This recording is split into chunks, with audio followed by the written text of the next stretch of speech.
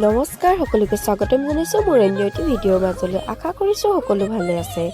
আজি মই লৈ আহিছোঁ এটা 2 পাউণ্ডৰ কেক আৰু কেকটো বনাবলৈ দিছিলে 2 ষ্টেপত আৰু যিটো ওপৰৰ ষ্টেপ হয় সেইটো মই বনাই কাষতে ৰাখি থৈছোঁ আৰু এতিয়া মই বনাই আছোঁ তলৰ ষ্টেপটো আৰু তলৰ ষ্টেপটোত বনাই হোৱাৰ পাছতে মই সৰু যিটো কেক হয় সেইটো মই ওপৰত লাহেকৈ বহাই দিছোঁ।